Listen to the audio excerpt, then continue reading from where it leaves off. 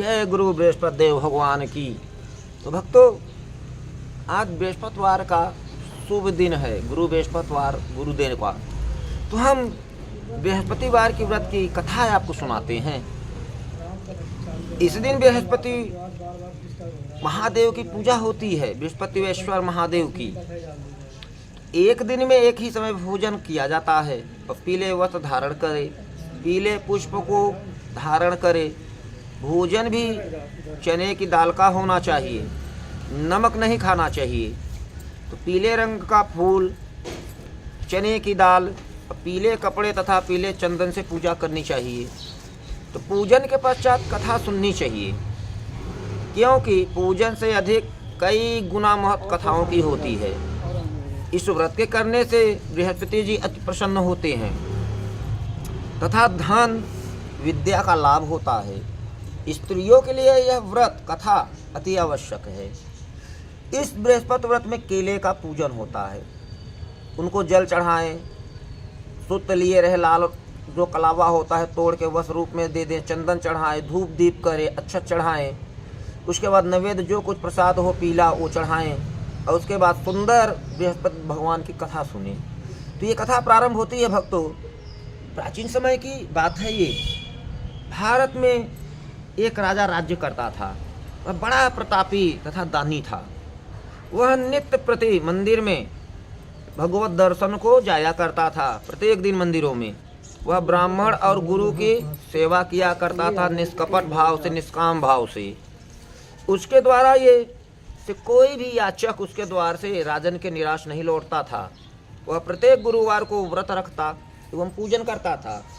हर दिन गरीबों की सहायता करता था, परंतु यह सब बातें उसकी रानी को अच्छी नहीं लगती थी।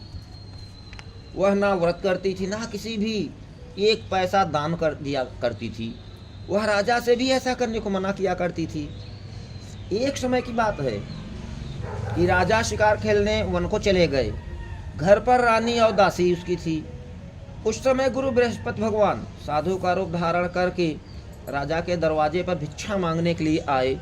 तो साधु ने रानी से भिक्षा मांगी तो वह कहने लगी कि हे साधु महाराज, मैं इस दान और पुण्य से तो तंग आ गई हूँ। इस कार्य के लिए तो मेरे पास पति देव ही बहुत हैं। अब आप ऐसी कृपा करके बताइए मुझे कुछ उपाय कि जिससे मेरा सारा धन ही नष्ट हो जाए और मैं आराम से चैन की नींद सो सकूँ, रह सकूँ। तो साधु रूपी बृहस्पति देव भगवान ने कहा कि हे देवी, तुम बड़ी विचित्र हो। संतान और धन से तो कोई दुखी नहीं होता, इसको तो सभी चाहते हैं। पापी भी पुत्र और धन की इच्छा करता है। ठीक है, खैर कोई बात नहीं। अगर तुम्हारे पास अधिक धन है तो भूखे मनुष्यों को भोजन कराओ, प्याऊ लगवाओ, ब्राह्मणों को दान दो, धर्मशालाएं बनवाओ, कुआं, तालाब, बावड़ी, बाग बगीचे आदि का निर्माण कराओ तथा निर्धनों के कुंवारी कन्याओं का विवाह कराओ। साथ ही यज्ञ करो, अनुष्ठान करो, तीर्थ यात्रा करो। इस प्रकार के कर्मों से आपके कुल का और आपका नाम लोक परलोक में भी सार्थक होगा एवं तुम्हें स्वर्ग की प्राप्ति होगी। परंतु रानी साधु की इन बातों से खुश ना हुई। उसने कहा, हे साधु महाराज, इन सब से मुझे कोई काम नहीं। मुझे ऐसे धन की आवश्यकता नहीं जिसको मैं अन्य लोगों को दान देती फिरूं तथा जिसको रखने संभालने भी मेरा सारा समय नष्ट हो जाए। साधु महाराज ने कहा, हे देवी, यदि तुम्हारी ऐसी ही इच्छा है तो जैसा मैं तुम्हें बताता हूँ तुम वैसा ही करना। बृहस्पतिवार के दिन घर आंगन को गोबर से लीपना, अपने केस बाल को पीली मिट्टी से धोना, केस को धोते समय स्नान करना और राजा से कहना वह हजामत करवाए, अपनी दाढ़ी बनवाए। भोजन में मांस मदिरा खाना और कपड़े धोबी के यहाँ से धुलने को देना बृहस्पति को। इस प्रकार 7 बृहस्पतिवार के करने से तुम्हारा सारा धन नष्ट हो जाएगा। यह कहकर साधु महाराज रूपी भगवान बृहस्पति देव अंतर्ध्यान हो गए। तो रानी ने साधु से के कहने के अनुसार 7 बृहस्पतिवार तक वैसा ही करने का विचार किया। साधु के बताए अनुसार कार्य करते हुए केवल 3 बृहस्पतिवार ही बीते थे कि उसकी समस्त धन संपत्ति सब नष्ट हो गई। भोजन के लिए दोनों समय परिवार तरसने लगे तथा सांसारिक भोगों से दुखी रहने लगे। सब चले गया। तब राजा रानी से कहने लगा कि हे रानी, तुम यहाँ पर रहो अब मैं दूसरे देश को जाता हूँ, क्योंकि यहाँ पर तो मुझे सभी मनुष्य जानते हैं, इसलिए मैं यहाँ पर कोई काम नहीं कर सकता, मजदूरी नहीं कर सकता। अब मैं परदेश जा रहा हूँ, वहाँ कोई काम धंधा करूँगा, शायद हमारे भाग्य बदल जाएंगे। अब ऐसा कहकर राजा परदेश चला गया। वह वहाँ जंगल में लकड़ी काटने लगा और शहर में बेचता। इस प्रकार जीवन व्यतीत करने लगा। इधर राजा के बिना रानी और दासियाँ नित्य दुखी रहने लगी। किसी दिन भोजन मिलता, किसी दिन जल पीकर ही रह जाती। एक समय रानी और दासियों को 7 दिन बिना भोजन के व्यतीत करने पड़े। तो रानी ने अपनी दासी से कहा कि हे दासी, यहाँ पास ही नगर पड़ोस में मेरी बहन रहती है, वह बड़ी धनवान है, तू उसके पास जा और वहाँ से 5 सेर बेझर मांग कर ले आ, जिससे कुछ समय के लिए गुजारा हो जाए हमारा। दासी रानी की बहन के पास गई तो रानी की बहन उस समय पूजा कर रही थी। बृहस्पतिवार का दिन था। तो दासी ने रानी की बहन से कहा कि हे रानी, मुझे आपकी बहन ने भेजा है, मुझे 5 सेर बेझर दे दो। दासी ने यह बात अनेक बार कही, परंतु रानी की बहन ने कोई उत्तर नहीं दिया, क्योंकि वह उस समय बृहस्पतिवार भगवान की कथा सुन रही थी। जब दासी को रानी की बहन से कोई उत्तर ना मिला तो वह बहुत दुखी हुई, उसे क्रोध भी आया। वह लौटकर रानी से बोली कि हे रानी, आपकी बहन बहुत ही घमंडी है, वह छोटे लोगों से बात भी नहीं करती। तो मैंने उससे कहा तो उसने कोई उत्तर ही नहीं दिया, मैं वापस चली आई रानी। तो रानी बोली, हे दासी, इसमें उसका कोई दोष नहीं है। जब बुरे दिन आते हैं तो कोई सहारा नहीं देता। अच्छे बुरे का पता विपत्ति संकट में ही लगता है। जो ईश्वर की इच्छा होगी अब वही होगा। यह सब हमारे भाग्य का दोष है। उधर रानी की बहन ने सोचा कि मेरी बहन की दासी आई थी, परंतु मैं उससे बोली तक नहीं, इससे वह बहुत दुखी हुई होगी। अतः कथा सुनकर और श्री विष्णु भगवान का पूजन समाप्त कर वह अपनी बहन के घर आई और कहने लगी, हे बहन, मैं गुरु बृहस्पतिवार का व्रत कर रही थी, तुम्हारी दासी हमारे घर आई थी बहन, परंतु जब तक कथा होती है तब तक हम लोग ना उठते हैं और ना कुछ बोलते हैं, इसलिए मैं नहीं बोल पाई। कहो बहन, दासी क्यों गई थी? रानी बोली, बहन, हमारे घर अनाज नहीं था। वैसे तुमसे बहन कोई बात छिपी नहीं है, इस कारण मैंने दासी को तुम्हारे पास 5 सेर बेझर लेने के लिए भेजा था। तो रानी की बहन बोली, बहन देखो, बृहस्पति भगवान सबकी मनोकामना पूर्ण करते हैं, देखो शायद तुम्हारे घर में कहीं अनाज ना रखा हो। यह सुनकर दासी का घर के अंदर गई तो वहाँ उसे एक घड़ा बेझर भरा मिला। उसे बड़ी हैरानी हुई, क्योंकि उसने एक एक बर्तन अपना घर का देख लिया था, पात्र। उसने बाहर आकर रानी को बताया। दासी अपनी रानी से कहने लगी, हे रानी देखो, वैसे हमको जब अन्न नहीं मिलता तो हम रोज ही व्रत करते हैं, भूखे रह जाते हैं। अगर इनसे इस व्रत की विधि और कथा पूछ ली जाए तो उसे हम भी कर लिया करेंगे रानी। तो दासी के कहने पर रानी ने अपनी बहन से गुरु बृहस्पतिवार की व्रत की कथा के बारे में पूछा। तो रानी की बहन ने बताया, हे रानी, बृहस्पतिवार को सूर्योदय से पूर्व उठकर स्नान करके बृहस्पतिवार का व्रत करना चाहिए, लेकिन उस दिन सिर नहीं धोना चाहिए, बाल। बृहस्पतिवार को व्रत में चने की दाल और मुनक्कों से श्री विष्णु भगवान का केले के वृक्ष के जड़ के नीचे पूजन करें तथा दीप जलावें। उस दिन एक ही समय भोजन करें। भोजन पीले खाद्य पदार्थ का ही करें तथा कथा सुने। इस प्रकार करने से गुरु भगवान बृहस्पति देव प्रसन्न होते हैं, अन्न पुत्र धन सब कुछ देते हैं। इस तरह व्रत और पूजन की विधि बताकर रानी की बहन अपने घर लौट गई। रानी और दासी दोनों ने निश्चय किया कि वे बृहस्पति देव भगवान का पूजन जरूर करेंगी। 7 दिन बाद जब बृहस्पतिवार आया तो उन्होंने व्रत रखा। घुड़सवाल में जाकर चना और गुड़ बिनलाई तथा उसकी दाल से केले की जड़ में भगवान श्री विष्णु भगवान का पूजन किया। अब भोजन कहाँ से आए? तो दोनों बड़ी दुखी हुई, परंतु उन्होंने व्रत किया था, इस कारण बृहस्पति देव भगवान प्रसन्न थे। वे एक साधारण व्यक्ति के रूप में 2 थालों में सुंदर पीला भोजन लेकर आए और दासी को देकर बोले कि हे दासी, यह भोजन तुम्हारे और रानी के लिए है, तुम दोनों करना दासी भोजन पाकर बड़ी प्रसन्न हुई और रानी से बोली कि रानी जी भोजन कर लो। तो रानी को भोजन आने के बारे में तो कुछ पता ही ना था, इसलिए वह दासी से बोली जा तू ही भोजन कर ले, क्योंकि तू हमारी व्यर्थ में हंसी उड़ाती है। दासी बोली एक व्यक्ति ये भी भोजन देकर हम दोनों के लिए गया है। रानी कहने लगी वह भोजन तेरे लिए ही होगा, तू ही भोजन कर। दासी ने कहा वह व्यक्ति हम दोनों के लिए 2 थालों में भोजन दे गया है रानी, इसलिए मैं और आप दोनों ही साथ साथ भोजन करेंगी। फिर दोनों ने गुरु भगवान को बृहस्पति देव को नमस्कार करके भोजन प्रारंभ किया। उसके बाद वे प्रत्येक बृहस्पतिवार को गुरु भगवान का व्रत और पूजन करने लगी प्रेम पूर्वक। बृहस्पति भगवान की कृपा से उनके पास धन हो गया, परंतु रानी फिर पहले की तरह से आलस्य करने लगी। तब दासी बोली देखो रानी, तुम पहले भी इस प्रकार आलस्य बहुत करती थी, तुम्हें धन के रखने में कष्ट होता था, इस कारण सभी धन नष्ट हो गया। अब गुरु भगवान की कृपा से पुनः हमें धन मिला है, तो फिर तुम्हें आलस्य होता है। तो बड़ी मुसीबतों दुखों को झेलने के बाद हमें यह धन मिला है, इसलिए हमें दान पुण्य करना चाहिए। तुम भूखे मनुष्यों को भोजन कराओ, प्याऊ लगवाओ, ब्राह्मणों को दान दो, कुआं तालाब बावड़ी आदि का रानी निर्माण करवाओ, मंदिर पाठशाला बनवा कर दान दो, गरीब ब्राह्मण किसी भी की गरीब कुंवारी कन्याओं का विवाह करवाओ, धन को शुभ कार्य में खर्च करो। धन धर्म करने के लिए होता है, जिससे तुम्हारे कुल का यश बढ़े और स्वर्ग प्राप्त हो और पितृगण प्रसन्न हो। दासी की बात मानकर रानी ने इसी प्रकार के कर्म पुनः करने प्रारंभ कर दिए, जिससे उनका काफ़ी यश फलने लगा। एक दिन रानी और दासी आपस में विचार करने लगी कि ना जाने राजा किस देश में होंगे, उनकी कोई खोज खबर नहीं है। तो गुरु भगवान बृहस्पति की कृपा से उन्होंने प्रार्थना की भगवान से।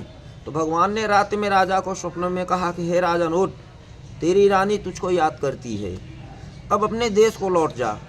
राजा प्रातः काल उठकर जंगल से लकड़ियाँ काट कर लाने के लिए जंगल की ओर चल पड़ा। तो जंगल से गुजरते हुए वह सोचने लगा कि रानी की गलती से कितने दुख भोगने पड़े। राजपाट छोड़कर उसे जंगल में आकर रहना पड़ा, जंगल में लकड़ियाँ काट कर उन्हें बेचकर गुजारा करना पड़ा। उसी समय उस जंगल में श्री बृहस्पति देव एक साधु का रूप धारण करके आए और राजा के पास आकर बोले कि हे लकड़हारे, तुम इस सुनसान जंगल में किस चिंता में बैठे हो, मुझे बतलाओ। यह सुनकर राजा के नेत्रों में आंसू जल भर आया और साधु की वंदना कर कर बोला कि हे प्रभु, आप सब कुछ जानने वाले हैं। इतना कहकर राजा ने साधु को अपनी संपूर्ण कहानी सुना दी। तो महात्मा तो स्वभाव से ही साधु संत दयालु होते हैं। वे राजा से बोले हे राजा, तुम्हारी पत्नी ने बृहस्पति देव के प्रति अपराध किया था, जिसके कारण तुम्हारी यह दशा हुई है। अब तुम किसी प्रकार की चिंता मत करो, भगवान तुम्हें पहले से अधिक धन देंगे। देखो तुम्हारी पत्नी ने बृहस्पतिवार का व्रत करना प्रारंभ कर दिया है, अब तुम भी बृहस्पतिवार का व्रत करके चने की दाल व गुड़ और जल के लोटे में डालकर केले के पत्ते से भगवान श्री विष्णु भगवान का पूजन करो।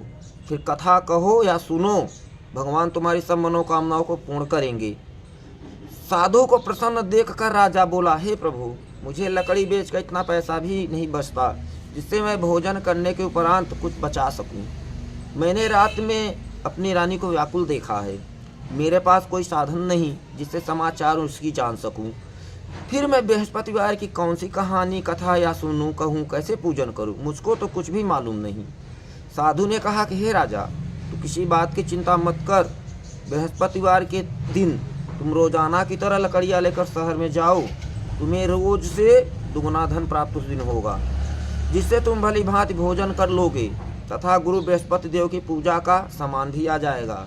बृहस्पति देव की कथा इस प्रकार है। प्राचीन काल में एक बहुत ही निर्धन ब्राह्मण था, उसके कोई संतान नहीं थी। वह नित्य पूजा पाठ किया करता था, परंतु उसकी स्त्री बहुत मलिनता के साथ रहती थी।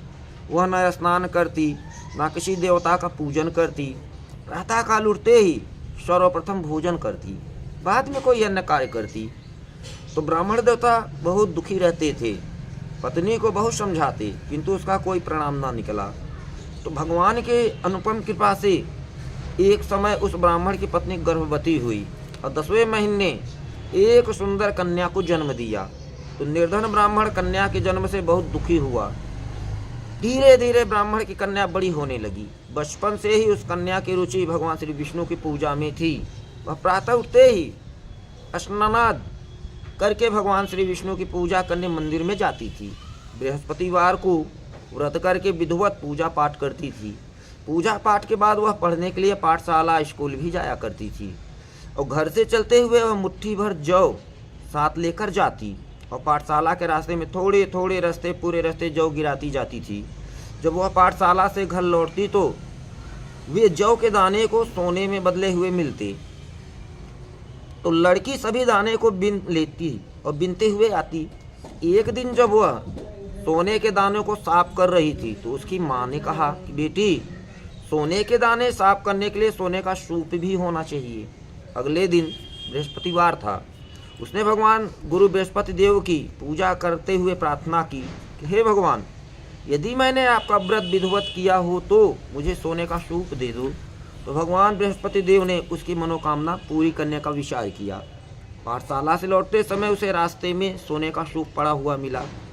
घर लौटकर सोने का सूप अपनी माँ को दिखाकर वह सोने के दाने साफ करने लगी। उसी समय नगर का राजकुमार उसके घर के सामने से गुजरा।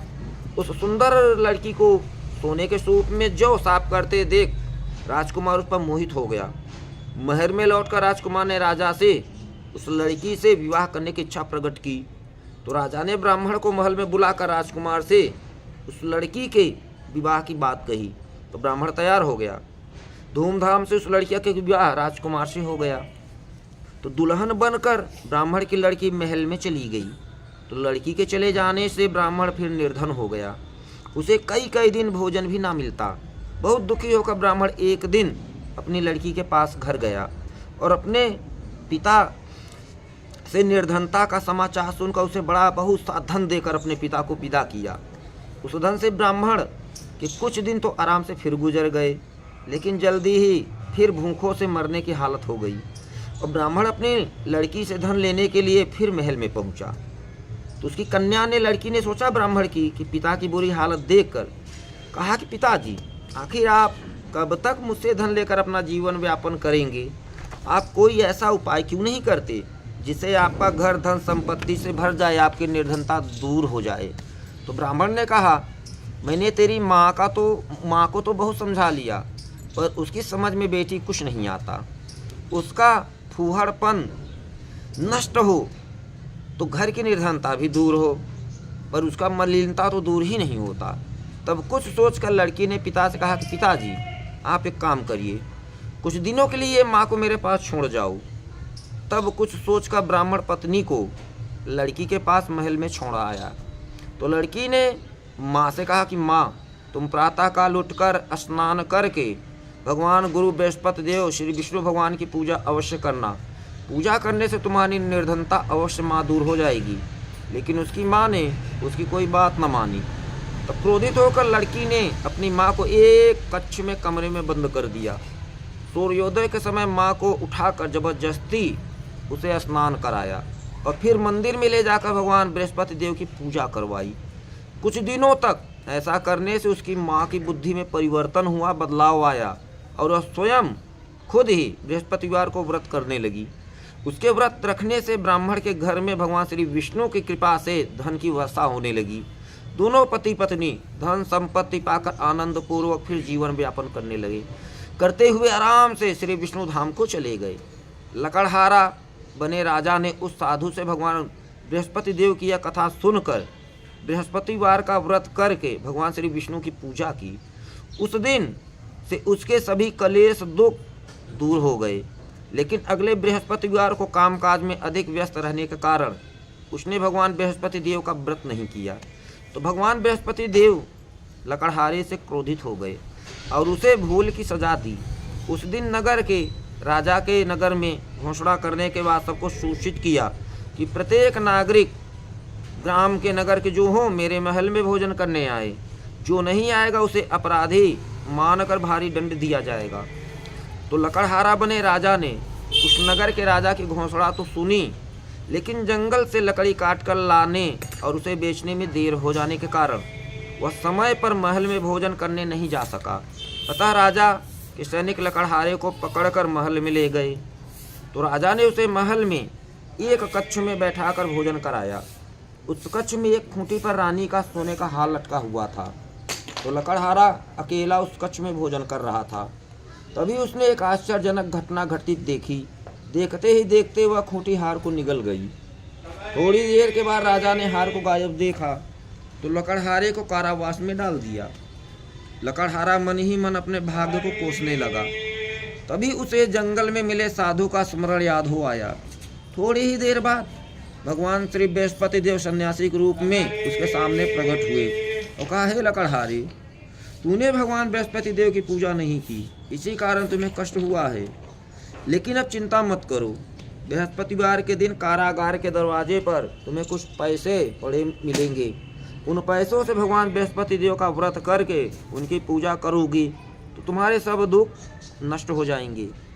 तो बृहस्पतिवार के दिन दरवाजे पर पड़े पैसे मिले राजा को, और उससे उसने चने की दाल और गुड़ मंगाकर लकड़हारे ने बृहस्पतिवार भगवान की कथा कही। तो भगवान बृहस्पति देव प्रसन्न होकर उस नगर के राजा को स्वप्न में लकड़हारे को कारागार से मुक्त करने को कहा।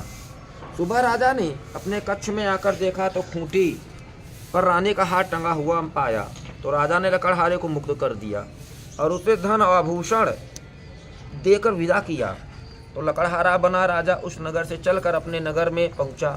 तो उस नगर में कुएं, धर्मशाला, बाग बगीचे देखकर बहुत प्रसन्न हुआ। राजा ने किसी से पूछा, ये कुएं, धर्मशाले, बाग बगीचे किसने बनवाए?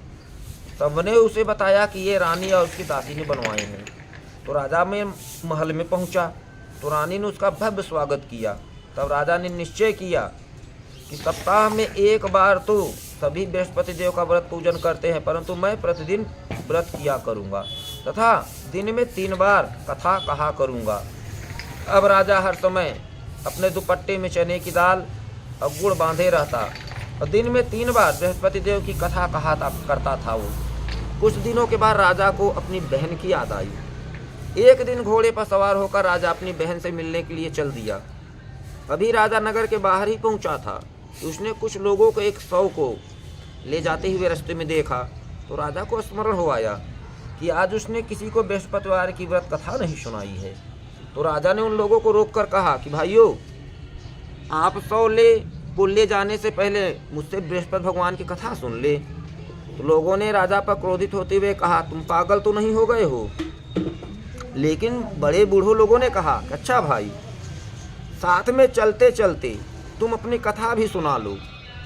तो राजा ने चलते हुए आधी कथा ही सुनाई थी कि उस शव हिलने लगा और राजा की पूरी कथा सुनाते ही शव उठकर बैठ गया। लोगों ने हैरानी से दांतों तले अपनी उंगली दबाई और अगले बृहस्पतिवार से भगवान बृहस्पति देव का व्रत करने, कथा सुनने का निश्चय कर लिया सभी ने। अब घोड़े पर सवार राजा चलते हुए एक किसान के पास पहुंचा। रास्ते में खेत में किसान अपने खेत में हल चला रहा था। तो राजा ने कहा, अरे भाई, मुझसे बृहस्पतिवार की कथा तुम सुन लो। किसान झुंझलाकर बोला, अरे भाई देखो, नहीं, इतनी देर तक तुम्हारी मैं कथा सुनूंगा, जब तक उतनी देर में तो पूरे खेत में हल चला लूँगा। तो राजा निराश होकर चलने लगा। तभी किसान के बैल लड़खड़ा कर ज़मीन पर सब गिर पड़े दोनों। किसान के पेट में भी जोर का दर्द होने लगा। उस किसान की पत्नी जब खाना लेकर आई तो उसने किसान से इस बारे में पूछा। किसान ने घुड़सवार की राजा की पूरी बात बता दी। किसान की पत्नी दौड़ती हुई राजा के पास पहुंचकर हाथ जोड़कर बोली कि भैया, मैं तुम्हारी कथा सुनने को तैयार हूँ। राजा ने उसके साथ खेत पर जाकर बृहस्पतिवार भगवान की कथा सुनाई। तभी बैल उसके उठ खड़े हो गए और किसान के पेट का दर्द भी तुरंत ठीक हो गया। राजा अपनी बहन के घर पहुंचा। उसकी बहुत आगत भगत स्वागत हुई। अगले दिन सुबह उठकर राजा ने देखा घर के सभी लोग भोजन कर रहे हैं। किसी भी भूखे को बृहस्पतिवार की कथा सुनाए बिना राजा भोजन नहीं करता था। जो भोजन ना किया हो उसी को सुनाते थे। उसने बहन से कहा कि बहन, क्या घर में कोई ऐसा व्यक्ति है जिसने अभी तक भोजन ना किया हो? उसकी बहन बोली, भैया, हमारे घर में तो क्या, आपको पूरे नगर में, गांव में ऐसा कोई व्यक्ति नहीं मिलेगा जिसने सुबह सुबह भोजन ना कर लिया हो। तब राजा ने बहन के घर से निकलकर उस नगर में बिना भोजन के व्यक्ति की तलाश शुरू कर दी। एक गड़ेरिये के घर में उसका एक बेटा बीमार होने के कारण भूखा रह गया था। तो राजा ने उसको जाकर बृहस्पतिवार भगवान की कथा सुनाई। कथा सुनते सुनते गडेरिये का बीमार बेटा बिल्कुल ठीक हो गया। तो सबने राजा की बहुत प्रशंसा की। एक दिन राजा ने अपनी बहन से कहा कि बहन, अब हम अपने घर जाना चाहते हैं, तुम भी हमारे साथ चलो। कुछ दिन बाद वहाँ घर पे हमारे रहकर लौट आना बहन। तो राजा की बहन ने अपनी सास से पूछा तो सास ने ताने देते हुए कहा, बहू मायके जाना हो तो तू अकेली जाना, मेरे पोतों को मत ले जाना। तुम्हारे भाई की कोई संतान नहीं है, कहीं तुम्हारी भाभी मेरे पोतों पर कोई जादू टोना ना कर दी।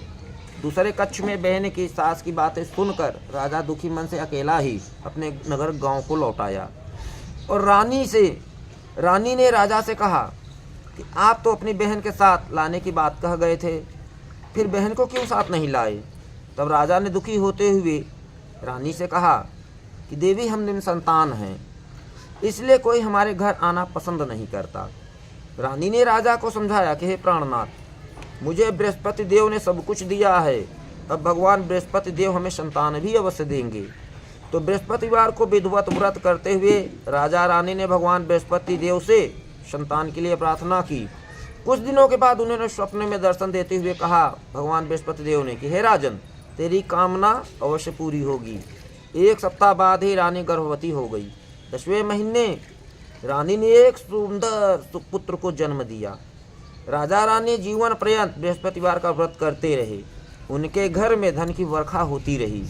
इस तरह आनंद पूर्वक जीवन व्यापन करते हुए राजा रानी भगवान बृहस्पति देव की अनुपम कृपा से मोक्ष को प्राप्त करके सीधे वैकुंठ धाम में पहुंच गए। तो बृहस्पतिवार को विधिवत व्रत करके जो स्त्री पुरुष भगवान श्री विष्णु भगवान की पूजा करते हैं, भगवान उनकी सभी मनोकामनाएं पूरी करते हैं। बोलो गुरु बृहस्पति देव भगवान की जय। तो इसमें आरती भी भगवान की जाती है। ओम जय बृहस्पति देवा, ओम जय बृहस्पति देवा, छिन्न छिन्न भोग लगाऊं कदली फल मेवा। जय बृहस्पति देवा, तुम पूर्ण परमात्मा, तुम अंतर्यामी, जगत पिता जगदीश्वर, जगत पिता जगदीश्वर, तुम सबके स्वामी। ओम जय बृहस्पति देवा, चरणामृत निज निर्मल, सब पातक हरता, सकल मनोरथ दायक प्रभु, सकल मनोरथ दायक, कृपा करो भरता। ओम जय बृहस्पति देवा, तन मन धन अर्पण कर जो जन शरण परे, प्रभु प्रगट तब होकर, प्रभु प्रगट तब होकर, आकर द्वार खड़े। ओम जय बृहस्पति देवा, दीन दयाल दया निधि, भक्तन हितकारी, पाप दोष सब हरता प्रभु जी, पाप दोष सब हरता, भव बंधन हारी। ओम जय बृहस्पति देवा, सकल मनोरथ दायक, सब संशय हारी, विषय विकार मिटाओ प्रभु, विषय विकार मिटाओ, संतन सुखकारी। ओम जय बृहस्पति देवा, जो कोई आरती तेरी प्रेम सहित गावे, ज्येष्ठानंद आनंद दसो, ज्येष्ठानंद आनंद दसो, निश्चय पावे। ओम जय बृहस्पति देवा स्वामी, ओम जय बृहस्पति देवा। बोलो श्री गुरु बृहस्पति देव भगवान की जय, बोलो श्री लक्ष्मी नारायण भगवान की जय, बोलो श्री विष्णु भगवान की जय। तो आज के आनंद की जय, सत्संगत की जय, सभी संत महात्मा भक्त गणों की जय। जय जय श्री राधे। राधे।